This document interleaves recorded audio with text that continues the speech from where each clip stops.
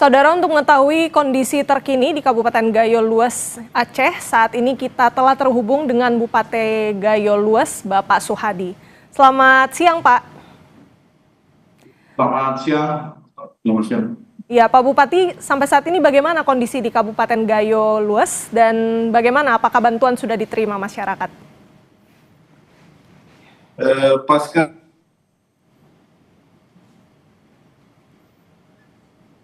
sampai hari ini masih terkurung. Sama kita yang selama ini logistik ke Kabupaten Gayo Lues itu putus total. Jadi kirakan mungkin butuh 10 sampai 20 hari barangkali nanti kita baru bisa kembali logistik akan normal.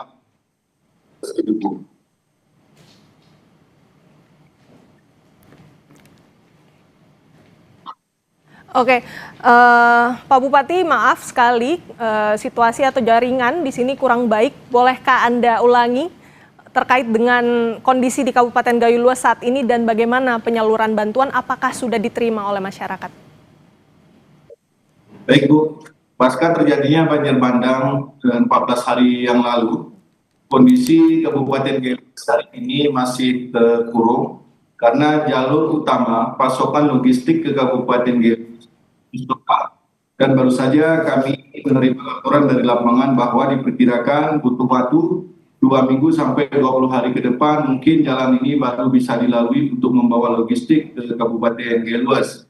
Tentunya karena kondisi seperti ini Bu, ini saya juga khawatir gitu. Saya juga khawatir terutama khususnya untuk BBM yang digunakan masyarakat kita ini sudah menipis. Begitu juga dengan gas yang digunakan rumah tangga ini juga sudah habis. Dan yang paling fatal satu lagi adalah ketersediaan BBM listrik PLN itu memang karena Gayo Lues itu listrik atau PLN-nya itu tidak terkonek dengan jaringan utama Sumatera Utara maupun dengan Aceh. Gayo Lues ini adalah masih menggunakan PLTD, pembangkit listrik tenaga diesel, dan BBM-nya tidak bisa didatangkan dari luar kota gitu, dari Pertamina oleh pihak PLN.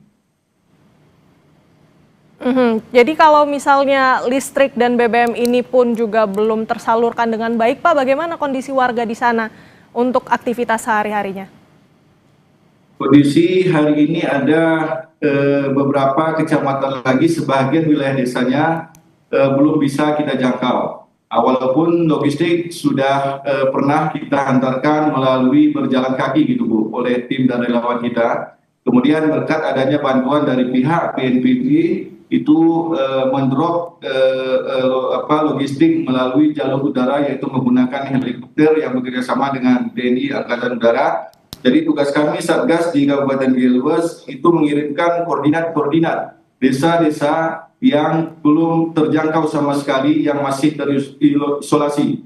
Jadi helikopternya langsung di landing di desa yang masih terisolasi tersebut gitu. Dan upaya ini seperti yang di kamera kita lihat bersama, aparat polisi, TNI dan Polri itu kita tetap berupaya maksimal. Ada yang menggunakan mobil, ada yang menggunakan sepeda motor, dan ada yang menggunakan berjalan kaki untuk menjemput bahan sembakonya Bu, dan dibawanya ke kampungnya masing-masing, ke desanya masing-masing. Ya. Baik, dengan upaya yang sedang dilakukan dari jalur udara dengan cara dropping, kemudian juga melalui darat, begitu yang menggunakan sepeda motor, apakah seluruh daerah ini sudah terjangkau sepenuhnya atau masih ada daerah yang memang sulit sekali Pak untuk dibantu Pak? Mungkin ada beberapa desa Bu yang sama sekali kita tidak mendapatkan informasi. Dan kalaupun berjalan kaki itu tidak mungkin bisa sampai 2 hari kita untuk baru sampai di desa tersebut. Tetapi alhamdulillah kemarin ada satu penerbangan helikopter sudah landing di desa tersebut Pak. Mudah-mudahan bantuan ini bisa untuk kebutuhan logistik sementara warga kita yang terkurung, yaitu di Kecamatan Pining di Desa Lesten gitu Bu. Kemudian untuk desa yang lain, walaupun kita belum bisa sepeda motor dan roda 4, ini kita tetap berupaya, kita dorong para Forkopimda bekerjasama TNI dan Polri, masyarakatnya kita kerahkan untuk menjemput berasnya masing-masing ke titik yang sudah kita tentukan yang bisa dilalui oleh mobil gitu Bu. Lebihnya baru dibawa atau diangkut oleh warga masing-masing gitu. Seperti yang terlihat di dalam foto tersebut. Ini masyarakat kita Gaya Luas yang sebagian sebenarnya mau menjemput logistik untuk makanan saudara-saudara kita gitu. Baik, jadi sampai saat ini memang untuk di Gayo Luas penyaluran belum merata ya Pak. Lalu bagaimana kemudian dengan dampaknya ke kesehatan masyarakat yang sedang mengungsi? Sejauh ini seperti apa kondisi di posko pengungsian Pak?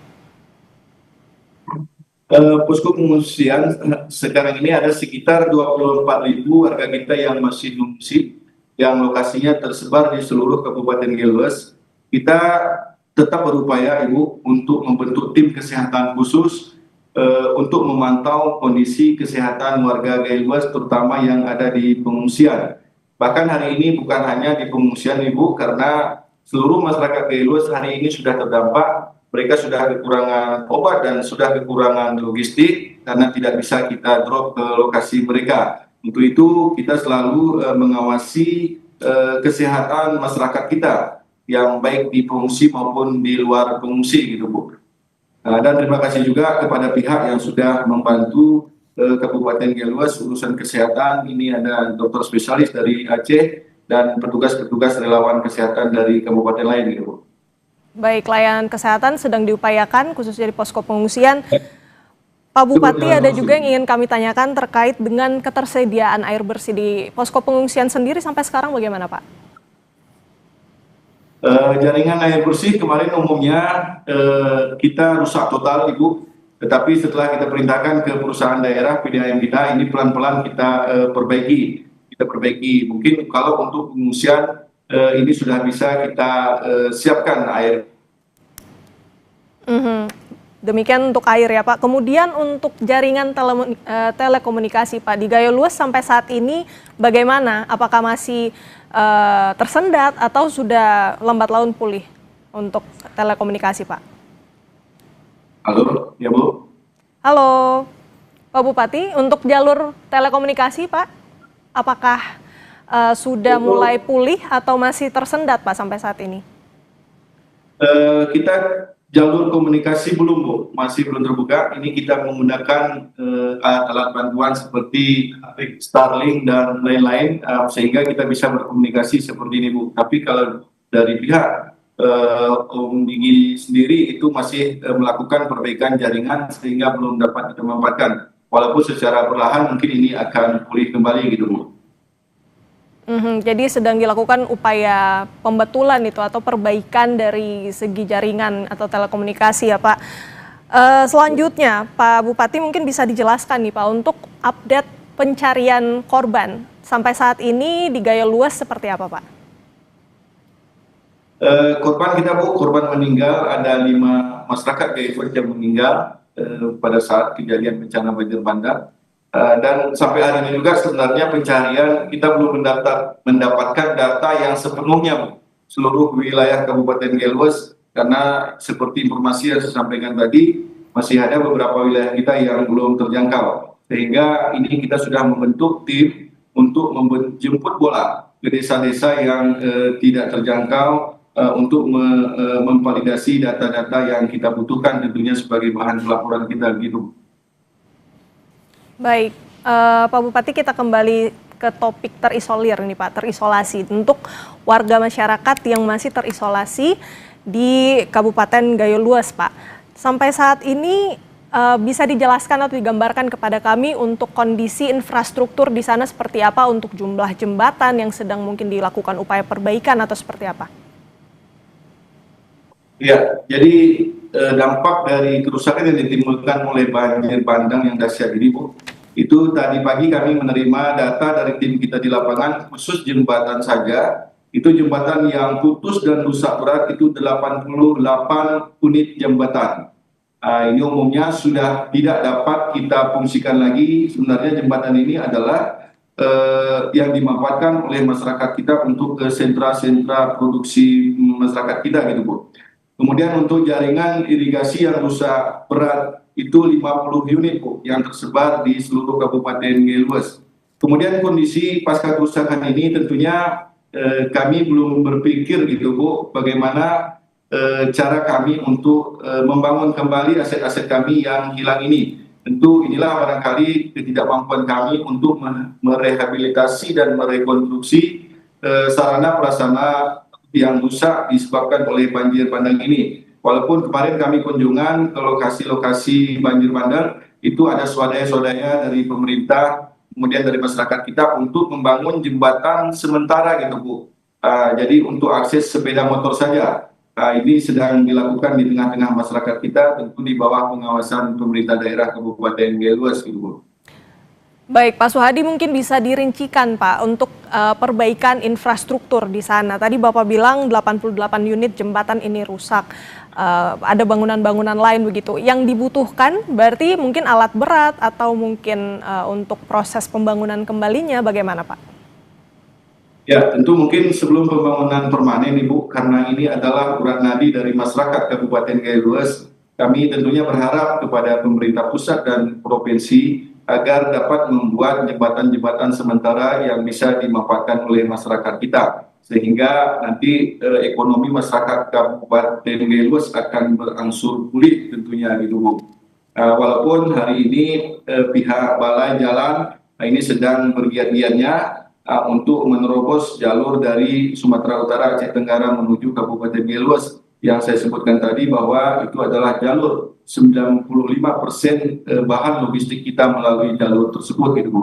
Tapi harapan kami tentu ini mudah-mudahan bisa didorong, diperkuat sehingga akses ini bisa cepat difungsikan kembali oleh pemerintah dan masyarakat Kabupaten Geluas. Demikian gitu. Baik, sangat dibutuhkan bantuan dari pemerintah pusat untuk melakukan beragam jenis perbaikan atau rehabilitasi di Kabupaten Gayo Luas. Terima kasih banyak Bapak Bupati Suhadi dari Gayo Luas, Aceh. Ibu, bisa ditambah sedikit Bu? Silakan Pak. Halo, ya silakan Pak Suhadi. Saya mau tambahkan sedikit laporan terkait dengan kerusakan perumahan, Bu. Jadi data sementara yang kami ada sekitar 2.600 unit rumah kita yang hanyut dan rusak berat, dan ini sudah tidak bisa ditempati lagi oleh masyarakat kita. Inilah masyarakat kita yang tertampung di dalam pengungsian. Nah, untuk ini juga tentunya kami pemerintah daerah sangat berharap kepada pihak BNPB barangkali bisa melakukan rehabilitasi dan rekonstruksi rumah warga kita yang rusak ini gitu. Mungkin bisa membangun rumah dari bahan-bahan yang portable sehingga bisa proses pembangunan yang bisa lebih cepat dan lebih awal sehingga nanti tujuannya untuk memberikan kenyamanan kepada masyarakat kita gitu. Demikian. Baik, selain infrastruktur tentunya diperlukan juga untuk perbaikan perumahan ya Pak Suhadi. Terima kasih banyak atas informasinya Bapak Suhadi langsung dari Gayo Luas, Aceh. Terima kasih Bu.